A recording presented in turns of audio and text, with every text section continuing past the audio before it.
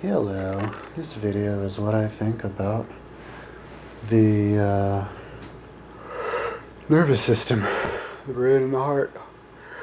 And so, um, so the heart is not just a pump.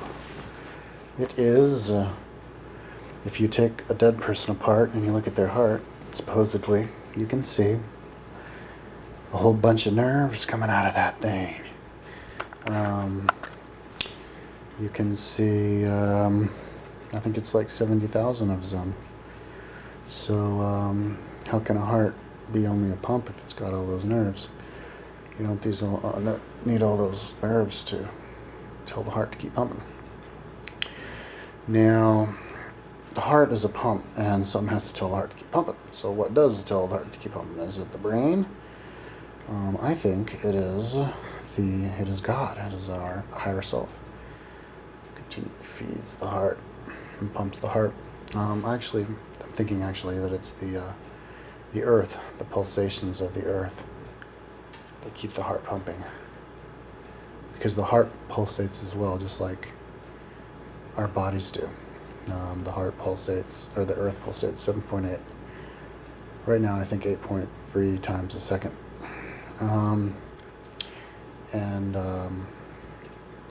So now the heart is a tool, is the gauge that tells us whether or not we are feeling good, right? Because your heart tells you. If you love somebody, love is equated with the heart, so it's not an accident. So it's kind of like the bullshit tester. It tells you what you really do believe or feel. It tells you what you really do believe through what you really do feel. The brain is what we use to, make everyday decisions. But I don't think that our primal decision making and imagination is actually originated in the brain, because we're living beings, we're not robots.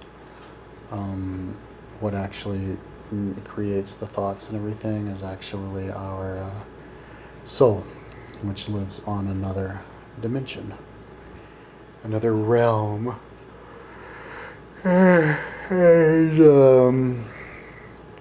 so how does our soul communicate with our brain? How does our soul tell our brain what to do? Well, that's the pineal gland.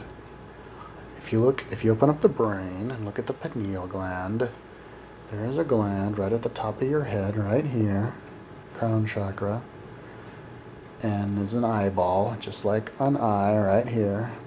It is a sac with a pupil on the top, and it looks like a pine cone, and it points straight up into the sky, because the energy comes straight down from the sky into your head, goes through the little focal point.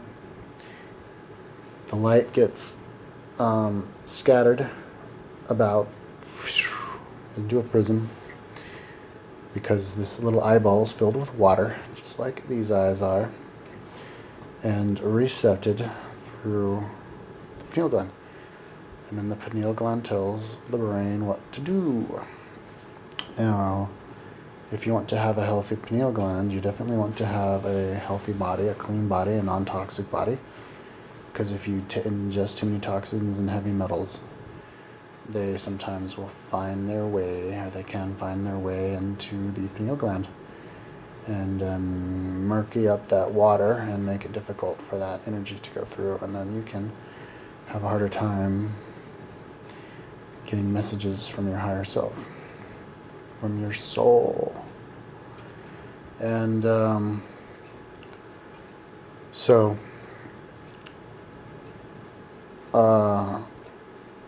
can't prove it, but you can prove it through common sense. Just we're not. Well, that's another video. But So the heart and the brain are connected. And heart, I think, can also help you communicate telepathically with people, or rather it should be called telepathically with people in your immediate vicinity, because our heart, if you take a photo of it, maybe with Kirlian photography or another tool, which every school should have, or every neighborhood, every city should have, we can go and get this photo. It creates a certain energy field around you that goes 8 feet out in every direction. And it comes out from your heart. It originates from your heart, which you can measure, supposedly. I've never seen the machine. But it comes out like this.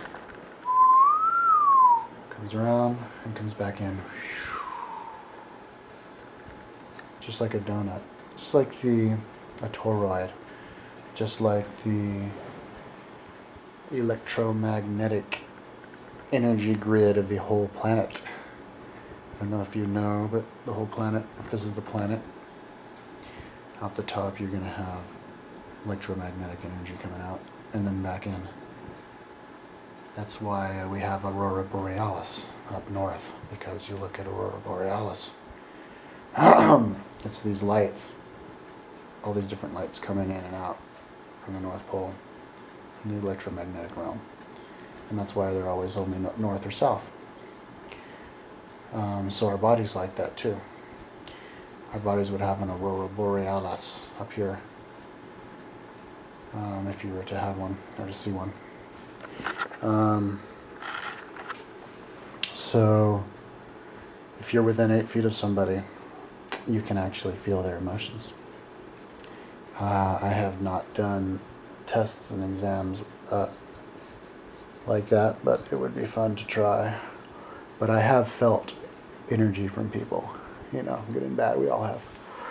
It comes from that. Now, the brain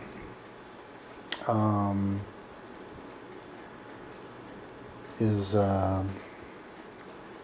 just a tool that helps us translate all of our ideas up there into here and decide what we're going to do. And it helps us figure out what's real and what isn't on this world. It helps us ground in this time frame and not be in dream world the whole time, scattered about, jumping from this reality to the next reality like you are in a dream. But I think there's a lot going on in your brain when you're dreaming. There's spikes and waves going on, so your brain is working, communicating with your higher self coming in. Now,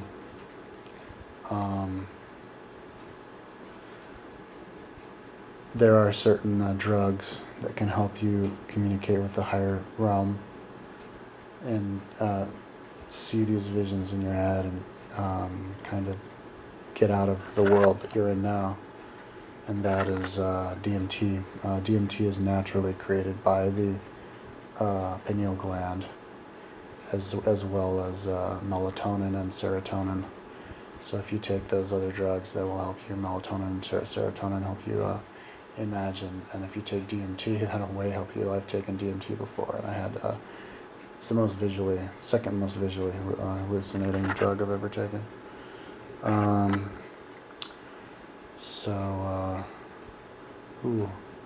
forgot what else I was going to say, but I'm out of time anyway. So, anyway, that's what I know for now.